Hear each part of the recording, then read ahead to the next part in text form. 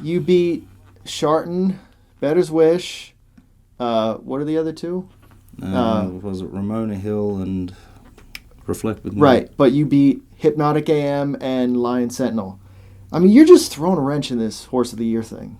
Just throwing the like they all lost. All the favorites pretty much lost, except for Manchego, I think, and Warrawee Butte.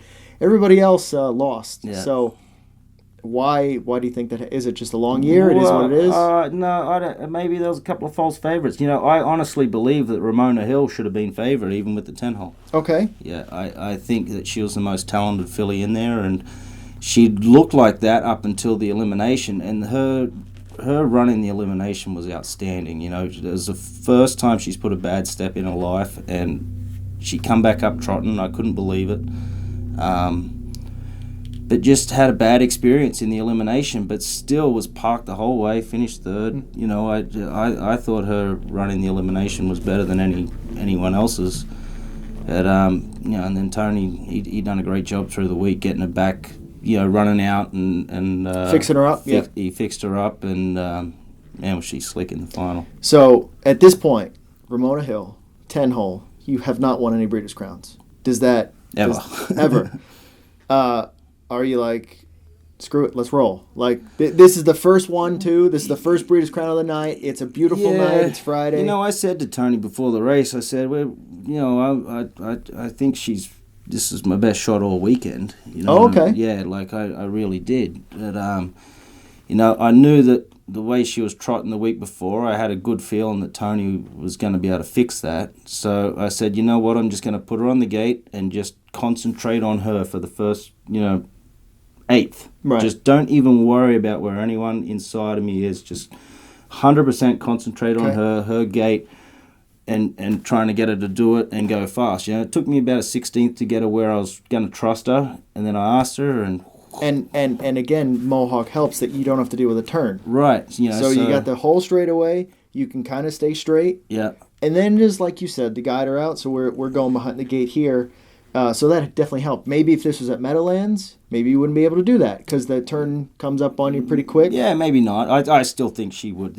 I love this filly. I hold her in high regard as definitely one of the better 2-year-olds I've ever sat behind. Oh, really? Oh, man. Okay. She's so talented. So she earned that. She's definitely earned that Breeders' Crown. This wasn't. Oh yeah, absolutely. Because they were half thinking about shutting her down, and she had a few little issues all year, and they, Tony done a great job keeping her around, and she actually got sounder as the year went on, and that was the goal, Breeders' Crown, and then. So we got the head on camera. So yeah, you're not really going left here. You're just kind of just waiting. All right, now we're good. Yeah, and I went, all right, we're good, and now I look across and I'm 3 in front. And it was easy. It looked like. Very easy. Yeah, she's got wicked speed. So now, are you just gonna wait for somebody else? No, to I come? didn't want anyone to come. I was happy to cut them all, but I wasn't going to go to war with anyone. I actually got a little confused there for a second when Brian came and he was coming fast. I looked over and I seen red colours, and I'm thinking to myself, who the hell is this? It just caught me off guard there for a second, and I actually turned the whip over and then I went, oh wait, yeah, we're good, okay. yeah.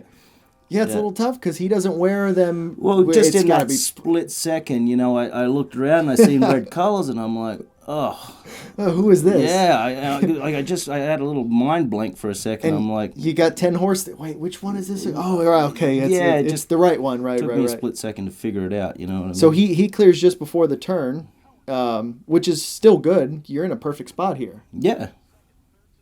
Well, yeah, and as long as I get out. That's a perfect spot as long as I get out. That's true, yeah.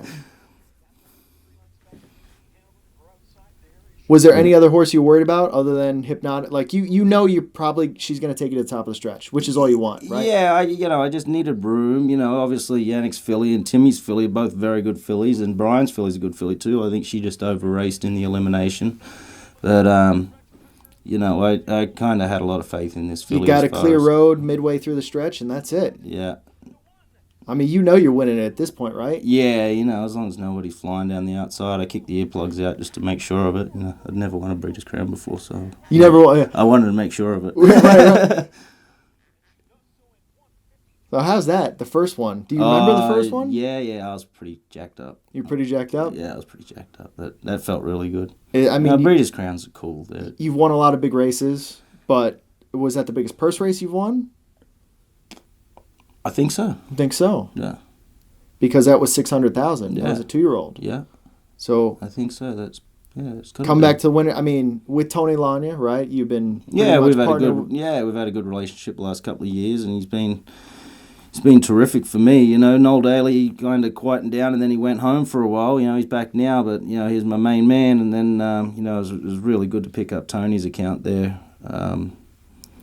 And I would imagine here it's still a little bit of a, I don't want to say shock, but still you're kind of you got to be in driver mode. You can't be like, oh my God, you know, you can do a little bit, but you still got 10 other races to drive on the night. That's the thing. You can't let yourself, you know, well, at least me anyway, I try not to get too high on it because you got a job to do in the next race. Right, that's what I mean. So, you know, you don't want to be too, I had a lot of adrenaline, don't get me wrong, but after a couple of minutes, you got to be like, all right, we still got a job to do. When did you, it could have been in between the races, the weekend, when did you have a moment to yourself to be like, holy damn, I just won 1 or 4, or, you know, was it that night? Hell, I won 2. Yeah. You know, 'cause you won 2 Friday, 2 Saturday. What was really cool was I had my little brother. He flew in on the Sunday before. Todd? Yeah.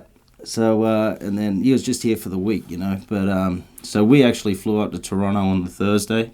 Okay. And hung out in Toronto and had a little mini night out there Thursday night. And it was just great to have him there and hang out, and you know, he'd come out the winner's circle and whatever, and you know, it kind of added to it a little bit, right? Yeah, just to have some family there.